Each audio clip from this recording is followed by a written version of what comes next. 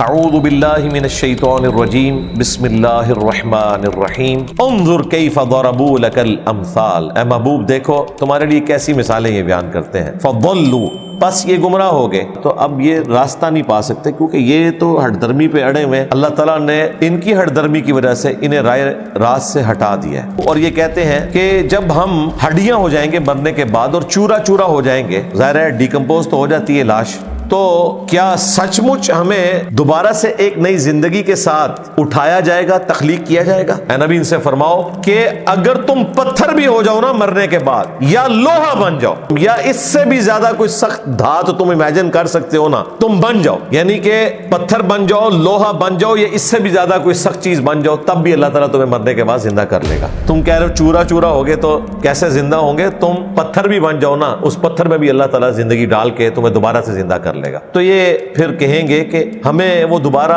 کون پیدا کرے گا مرنے کے بعد؟ اے نبی ان سے فرماؤ وہی پیدا کرے گا جس نے تمہیں پہلی دفعہ پیدا کیا تھا. پہلی دفعہ کام کرنا مشکل ہوتا ہے، دوبارہ کرنا مشکل نہیں ہوتا، ایکسپیرینس آ جاتا ہے. تو جس ہستی نے تمہیں پہلی دفعہ پیدا کر لیا ہے وہ دوبارہ پیدا کرنے پر بھی قادر ہے. تو وہ پھر اب مسخرے پن کے ساتھ تمہاری طرف دیکھیں گے جب تم یہ جواب دو گے نا اپنے سر کو ہلا کر، اور پھر وہ کہتے ہیں کہ اچھا چلو یہ تو ہو گیا، اب بتاؤ وہ قیامت کب آئے گی؟ اگلا سوال، ایک سوال کا جواب تھے اگلی گل. اے نبی تم فرماؤ قریب ہے کہ وہ قیامت تمہارے بالکل پاس آ چکی ہو. باقی جگہوں پر آیا کہ قل انما العلم عند اللہ وانما انا نذیر مبین. اے نبی یہ تم سے پوچھتے ہیں کہ وہ قیامت کا دن کب آئے گا جس کا وعدہ دیا جاتا ہے، تم فرماؤ اس کا علم اللہ کے پاس ہے، میں تو نہیں مگر صاف ڈر سنانے والا. اس اعتبار سے تو قریب ہے، جو بخاری مسلم میں حدیث ہے کہ جو مر گیا اس کی قیامت قائم ہو گئی، اس کے لیے تو قیامت آخرت کی زندگی شروع ہو چکی. جب اس قیامت کے دن وہ اللہ، وہ پیدا کرنے والی ہستی تمہیں بلائے گی نا، تو تم اس کی حمد کرتے ہوئے اسے جواب دو گے، اور تم گمان کرو گے کہ تم تو دنیا کی زندگی میں نہیں رہے مگر بڑی تھوڑی مدت کے لیے. اچھا یہ آخرت میں اللہ تعالیٰ کہہ رہا ہے کہ تم اس کی تسبیح کرتے ہوئے لبیک کہو گے. ظاہر ہے جب آخرت آ گئی تو اب تو پتہ چل گیا کہ حق واضح ہو چکا ہے. سورہ قاف میں آیا نا کہ ہم نے تیری نظروں کے آگے سے پردہ ہٹا دیا، تو آج تیری نگاہ بہت تیز ہے، تجھے نظر آ رہا ہے. مر کے جب زندہ ہوئے تو پھر تو آپ سمجھے گئے، اگر خدا کو نہیں مانا تھا پھر یہی حالت ہوگی کہ پھر تو اللہ تعالیٰ کی ڈیمانڈ کے بغیر بھی اس کی تسبیح بیان کریں گے کہ اب چھٹکارا ہو جائے. ظاہر ہے جب مجرم پکڑا جاتا ہے تو وہ پکڑنے والے کی تعریف کرنا شروع کر دیتا ہے، کسی طریقے سے کوئی چھٹکارا ہو جائے. آخرت میں بھی یہی ہونا ہے، آٹومیٹکلی تعریف زبان کے اوپر جاری ہو جائے گی، اللہ کی حمد، کہ کسی طریقے سے نعوذ باللہ اللہ کو دھوکہ دے کے تو اپنی مغفرت کروا لے. یہ نہیں ہونے والا. وہ اگلے دن میں غامدی صاحب کا ایک کلپ دیکھ رہا تھا تو ان سے کسی نے سوال کیا، آگے جا کے پتا چلا کہ دنیا کی زندگی ہی ساری زندگی تھی اور آخرت کچھ نہیں ہے، تو پھر کیا کریں گے؟ انہوں نے کہا آگے جا کے جب یہ پتا چلا نا،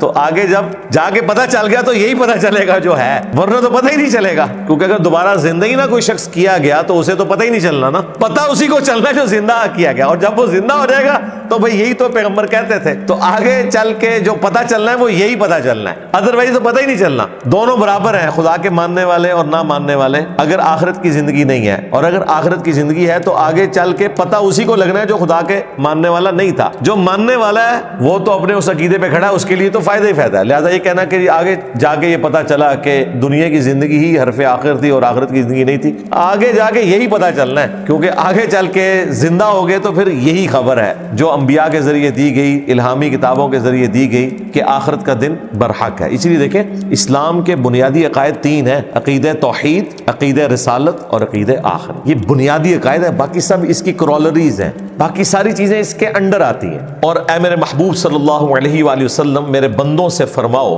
کہ وہ گفتگو اور بات ایسی کیا کریں جو اچھی ہو. کیوں؟ بے شک شیطان ان کے آپس میں فساد ڈال دیتا ہے. یہ بعض لوگوں کو بڑی عادت ہوتی ہے ہر بات کا مذاق اڑانا، ہر بات پہ دوسروں کو ٹیز کرنا، اور بسا اوقات دوسرے لوگ کہہ رہے ہوتے ہیں کہ بھائی یہ بات مجھے بری لگ رہی ہے، میں اسے مزاح کے طور پر نہیں لے رہا، مجھے تکلیف ہوتی ہے، پلیز میرے ساتھ مذاق نہ کریں. لیکن وہ جان بوجھ کے اس ایکٹیویٹی کو بار بار ریپیٹ کرتے ہیں. پھر ایک دن پوائنٹ آف نو ریٹرن آ ہی جاتا ہے. یہ اگلے دنوں ایک پوسٹ فیس بک پہ کسی نے شیئر کروائی تھی، مجھے کسی نے ای میل بھیجی.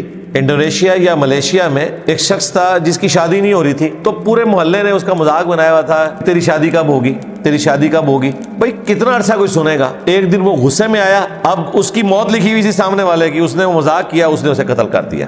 جی ہاں. لہذا بات کرتے ہوئے احتیاط کیا کریں، ہر وقت ہر بات کا ایک رزلٹ نہیں نکلتا. کسی وقت کوئی شخص غصے کی حالت میں ہو سکتا ہے یا اس کا وہ تھریش ہولڈ پوائنٹ آ جائے اور وہ ایکٹیویٹی پرفارم کر لے. اسی لیے قرآن پاک میں اللہ تعالیٰ نے ایک تو برے القابات رکھنے سے منع کیا ہے، دوسرا یہاں پہ دیکھیں اللہ تعالیٰ نے فرمایا کہ بات اچھے طریقے سے کرو، کیونکہ بری گفتگو جو ہے نا وہ شیطان یوٹیلائز کرتا ہے اور آپس میں فساد ڈلوا دیتا ہے. بے شک شیطان انسان کا کھلا دشمن ہے، یہ کوئی چھپا ہوا دشمن نہیں ہے. وہ ایسے موقعوں کی تلاش میں رہتا ہے، وہ چیزیں جمع ہوتی رہتی ہیں اور ایک دن بم پھٹتا ہے جی، اور لوگ کہتے ہیں پتہ نہیں جناب انہوں کیا ہوا ہے، چنگا بھلا سی. وہ چنگا بھلا نہیں سی، وہ چیزیں جمع ہو رہی تھی. انسان کو خود دیکھنا چاہیے. میرا خیال ہے جب کوئی شخص آپ کو کہہ دینا کہ بھائی یہ میرا جو مذاق ہے آپ کے ساتھ وہ اس ریڈ لائن کو عبور نہ کرے، یا اب سے آپ نے میرے ساتھ مذاق نہیں کرنا، تو اس کی بات کو سیریس لینا چاہیے. تمہارا رب تمہیں خوب جانتا ہے، اگر وہ چاہے تو تم پر رحم فرمائے یا وہ چاہے تو تمہیں عذاب دے. اور اے محبوب صلی اللہ علیہ وآلہ وسلم، ہم نے آپ کو ان پر وکیل بنا کر نہیں بھیجا، آپ کا کام صرف دعوت دینا ہے، بس اس سے زیادہ آگے آپ نے نہیں جانا. زبردستی کرنے کی کوشش نہیں کرنی اس حوالے سے کہ آپ بہت زیادہ ایمفسائز کر کے انہیں بات سمجھائیں. اور تمہارا رب خوب جانتا ہے جو کچھ آسمانوں میں ہے اور زمین میں، اور بے شک ہم نے ہی بعض انبیاء کو بعض پر فضیلت دی ہے. یہ وہی مضمون ہے جو سورۃ البقرہ میں بھی پارہ نمبر 3 کے سٹارٹ میں ہے، یہ رسول ان میں سے ہم نے بعض کو بعض پر فضیلت دی.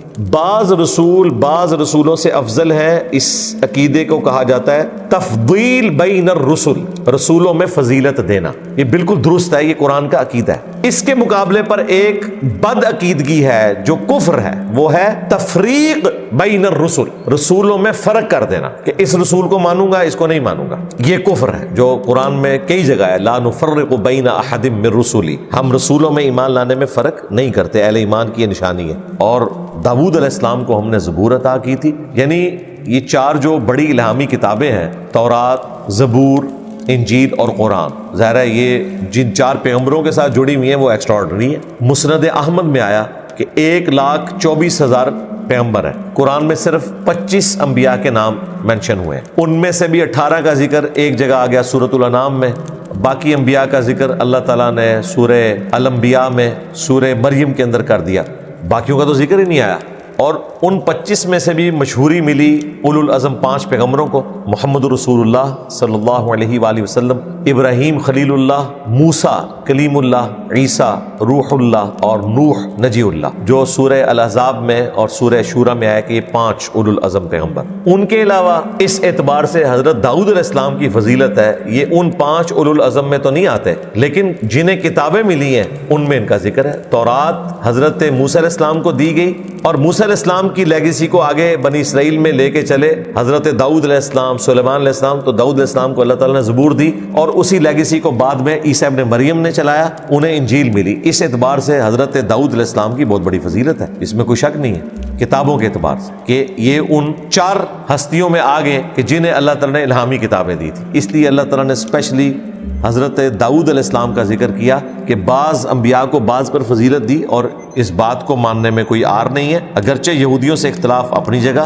ان کے عقائد کی خرابی اپنی جگہ، لیکن حضرت داؤد علیہ السلام جو یہودیوں کے ہاں اتنے مشہور ہیں کہ آج تک یہودی وہ ڈیوڈ سٹار لگاتے ہیں، وہ 6 کونوں والا جو تارا ہے اسے ڈیوڈ سٹار کہتے ہیں. وہ داؤد ڈیوڈ انگلش میں، اور سلیمان حضرت سلیمان علیہ السلام ان کے بیٹے تھے. تو یہ ایک یہودیوں میں ہیرو کے طور پر یہ 2 پیغمبر مانے جاتے ہیں، کیونکہ ان کی وجہ سے اللہ تعالیٰ نے دنیا پہ بھی یہودیوں کو غلبہ دیا تھا. ہیکل سلیمانی تعمیر ہوا اور بہت بڑی یہودیوں کی امپائر قائم ہوگی. اور ظاہر وہ مسلمان ہی یہودی تھے، وقت کے پیغمبر کے ماننے والے تھے. مردود بارگاہ تو ہوئے ہیں یہ عیسیٰ ابن مریم کا انکار کر کے، اور بعد میں ان کے دلوں پر جو مہر لگی محمد رسول اللہ کا انکار کرنے کے سبب صلی اللہ علیہ وآلہ وسلم. اور پھر اللہ تعالیٰ کی طرف سے قیامت تک عذاب کی قسطیں ان پہ آ رہی ہیں. سبحانک اللہم وبحمدک، اشہد ان لا الہ الا انت، استغفرک واتوب الیک، وما علینا الا البلاغ المبین. جزاکم اللہ خیرا.